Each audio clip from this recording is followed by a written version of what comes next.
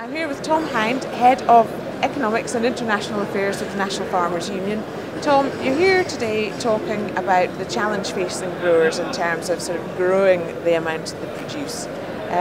What's your kind of main message going to be?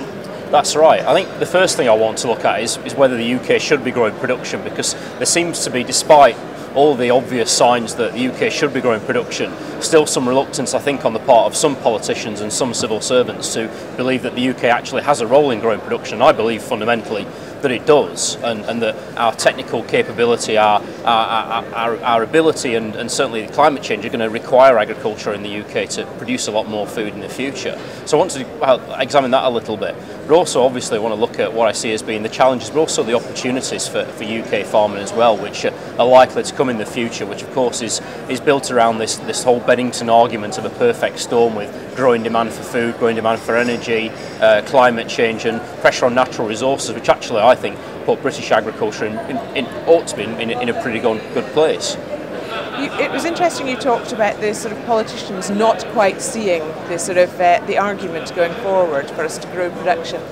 What are you going to do to try and get them to see that? I think we're seeing a change, and I think we're seeing a gradual change, and that's happened partly because of the food price crisis in 2007, but also because I think there's a growing realisation in the scientific community and elsewhere that this isn't just about how we steer production in the developing world, but also how we steer that in the developed world as well. I mean, one of the things that I will look at this afternoon is how trade imbalances are likely to grow, simply because the developing world won't be able to increase production as much as demand will increase in that part of the world, and therefore there's going to have to be much more exports, much more production from the developed world, and clearly the UK is in a pretty good position. And I think the more that we argue this persuasively, coherently, with the scientific backing that's there for the arguments that we're putting forward, the more people will be convinced. And it's clear that, at least as far as government ministers are concerned, and as far as opposition front-bench spokesmen are concerned, there is a recognition that provided it's done sustainably, the UK should grow production in future.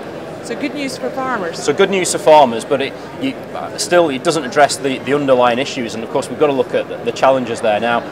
Peter Kendall will have spoken a lot yesterday about the research and development challenge that we face, and I'll repeat his message today about the need to reverse the decline in publicly funded R&D. I think we also need to look at some of the wider structural issues as well, the future of agriculture policy in the European Union, the future of regulation, how regulation impacts on farmers, and also some of the financial issues as well. The fact is, this is going to cost a lot of money, and it's going to cost a lot of money for the industry and cost a lot of money for farmers as well. And clearly, in the next few years, government budgets are going to be constrained and banks are going to be constrained in terms of their ability to lend. Coming up to a really challenging time then. Okay, thank you very much. You're welcome.